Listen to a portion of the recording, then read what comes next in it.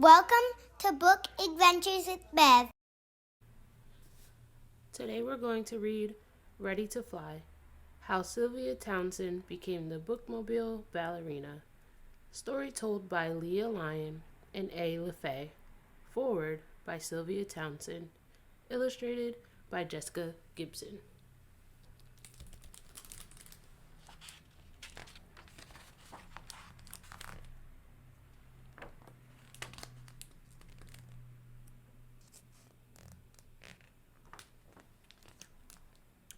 Born with the beat in my feet, I jive to daddy's jazz and sway to mama's symphonies. As musical notes start to float, I rise to my toes, ready to fly.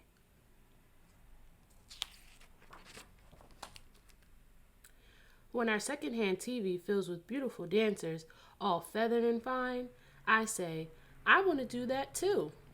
Sylvia, Mama says, they're dancing the ballet Swan Lake. Ballet? Oh, I need to learn ballet, Sylvia says. Can I take lessons?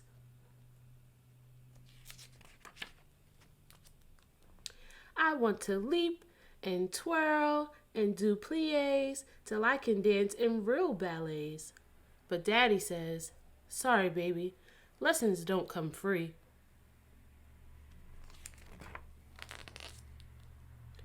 So I twist Mama's scarves into a tutu and make my own ballet slippers. Dressed and ready, I try and try, but my feet won't budge. There must be another way to learn how to soar.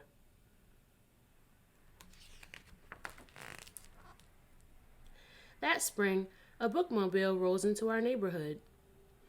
Bookmobile, we've got old books, shiny books, new books. Do you have any ballet books? I asked the smiling librarian. Why don't we look together? We searched the shelves for the perfect book to give me wings. At home, I begin reading, building my own bar, learning the positions, first, second, and third. Each month, a new book adds to my routine. Jeté, pirouette, arabesque, fill my wings, growing one feather at a time. One day, I'll be a flying ballerina too. News of the bookmobile ballerina draws neighborhood kids singing, teach us how to leap and twirl and do pliés till we can dance in real ballets. Out on the stoop, I show them my swan-like strides and my rising releves. I'm the one giving the lessons now.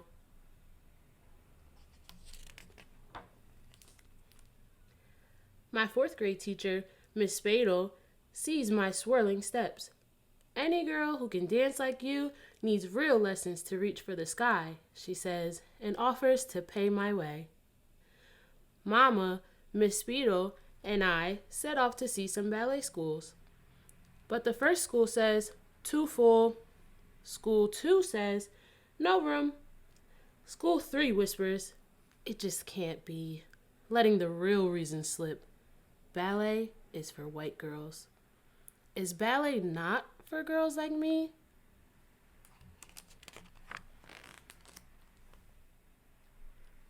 Those words pluck the feathers from my wings. My dancing feet don't feel the beat. My tutu goes back to being Mama's scarves. I tuck away my slippers and tell the librarian I won't need more books.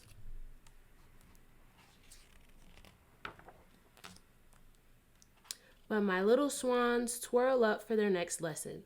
They still want to fly. Who else will show them how if I don't? Lesson by lesson, we grow more feathers until we sashay onto the school talent show stage in the fall. The best part comes as an encore. Backstage, another dancer says, my daddy thinks you should meet Madame Sawika. She came all the way from Russia and teaches dance too. Like the ballerina from TV? Could this really be? I jump at the chance to finally get my wings.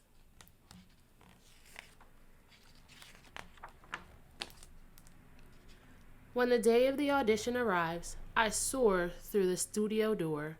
Seeing all the mirrors, I freeze.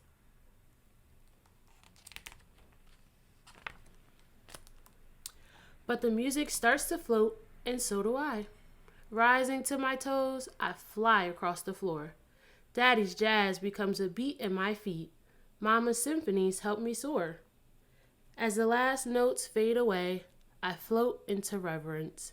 I hold my breath, waiting to hear what Madame Sawika will say.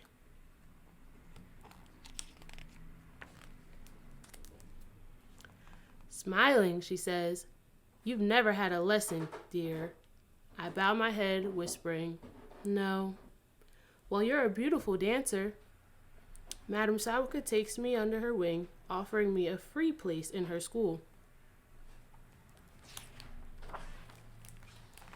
Every book, every beat, every practice at the bar has brought me to this day. All feathered and fine, I'm a ballerina who can leap and twirl and do pliés and loves to dance in real ballets.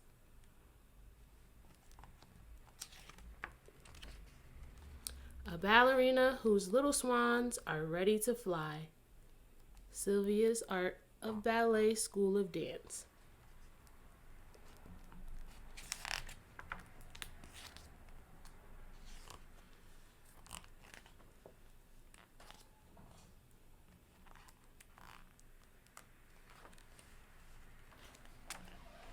The end.